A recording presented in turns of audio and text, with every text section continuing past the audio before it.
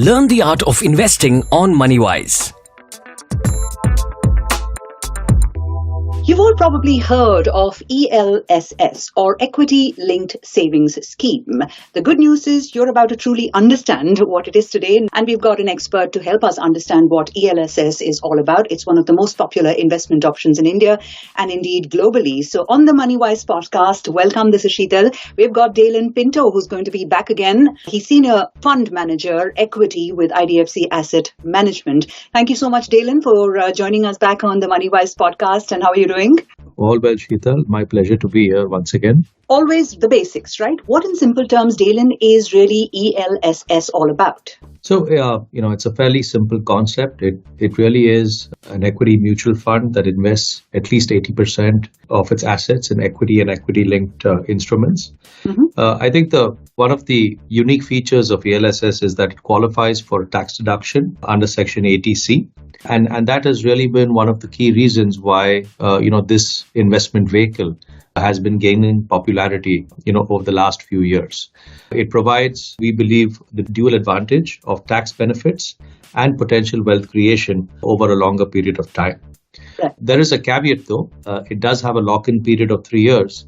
But when we compare this with a lot of other instruments out there that also help you save tax, this appears to be the shortest lock-in period as far as an investment vehicle is concerned. So that's one sort of, let's just say, difference. It's the shortest vehicle when you compare it to some of the other tax-saving options. But what are the other benefits, Daylynn, of investing in an ELSS? If you can just dwell on that a bit more. So I think, there are 3 or 4 benefits, that we believe a product like ELSS really provides. I think to start with, of course, the tax benefit is the primary objective for investors to come into such a product.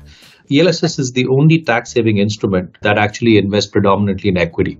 A lot of other instruments out there, as you're well aware, focus on fixed income as an asset class. So I think that's where there's a good amount of differentiation. Apart from the tax-saving potential, I think long-term wealth creation, as we traditionally know, has been provided by the equity asset class. And ELSS is probably, one of the best products that really is a combination of tax saving and long-term wealth creation all rolled into one. The second benefit that we believe this particular investment vehicle provides is the shorter lock-in period as compared to most of the competing investment classes, right? So just take, for example, a PPF, the lock-in we know is much, much longer, whereas here the lock-in is only 3 years.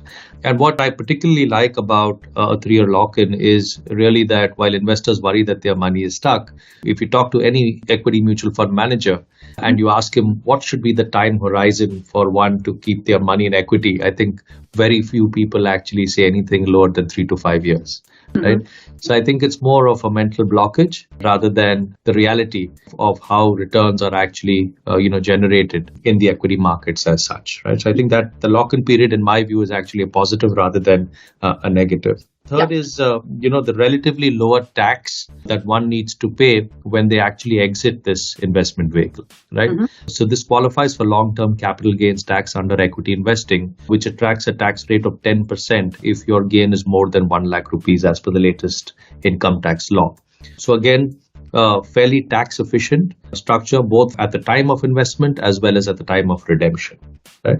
And I think, the fourth aspect is really that it's a product that provides you a very diversified equity exposure with a professional asset management team, that is really there to assess the risks and to provide you an appropriate risk reward strategy over a 3 to 5 year time period, right? So purely wealth creation that can be done in a very diversified portfolio, which is managed by investment professionals. Now, you mentioned one of those, right, the 3-year lock-in period, which a lot of people seem, to think is a bit restrictive, but you said it's actually a benefit. But how practical is an ELSS fund for the average investor? Or rather, what is the need to invest in ELSS funds? You've given us some of the benefits, but that need that really should drive you to make that decision. So, that's a great question. I think most people, when they look at ELSS as a product, I think the biggest drawback for people is that, it has a lock-in, so why should I consider an investment where there is a lock-in? The other type of investor is that, I'm looking to save tax, and therefore, ELSS is one product that helps me save tax. Right. I think both sets of investors have got it right, but they've also got it wrong.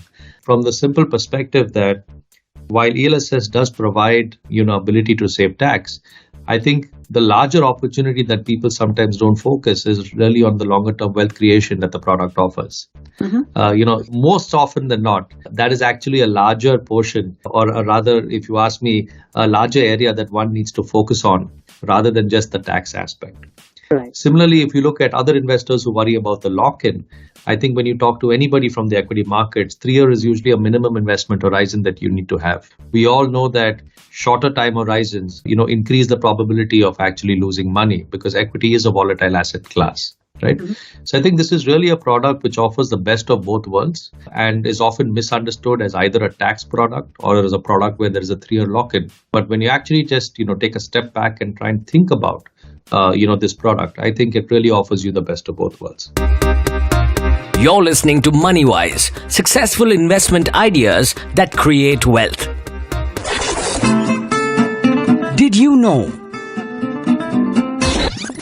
The Indian mutual fund industry had a total of 6.12 crore SIP accounts by December 31st, 2022. That's an increase of over 1.21 crore in 2022. Personal Finance Simplified, only on Moneywise.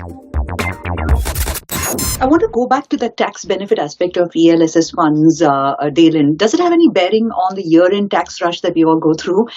Because, most people rush to invest and save tax only at the end of the financial year, and then they're overwhelmed with options at that particular point of time, which is something that could have you make a mistake or two. How does one avoid that pitfall?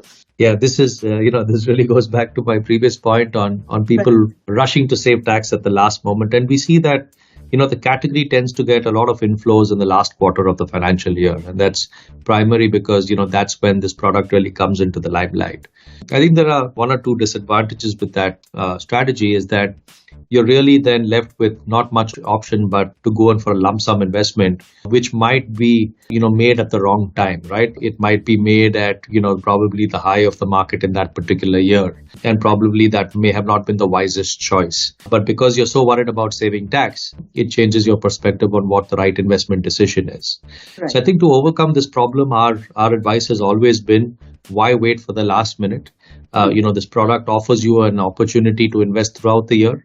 This product offers you an opportunity to do a traditional SIP, which is a systematic investment plan on a weekly or a monthly basis. And I think, that discipline not only helps you plan your taxes better, but it also helps you plan your investments and savings better in a more measured manner. And it also helps you overcome this whole worry about, is this the right time to buy equity or not, right? So timing the market, as we always, believe, is a futile exercise. So I think, this is how we would advise investors to approach this product. Absolutely. And you brought up a phrase that was part of a previous Moneywise podcast as well. Time in the market is more important than timing the market, which will always stay with me, Daylynn. So thank you for that idea as well for us.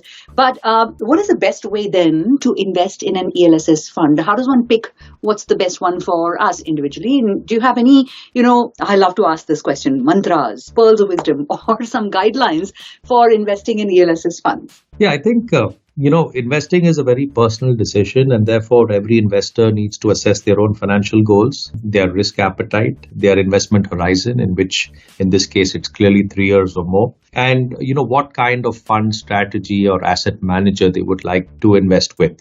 Right. So I think these are the 3 or 4 aspects that are fairly unique to each and every individual, and they really need to try and understand that aspect, maybe with the help of a financial advisor.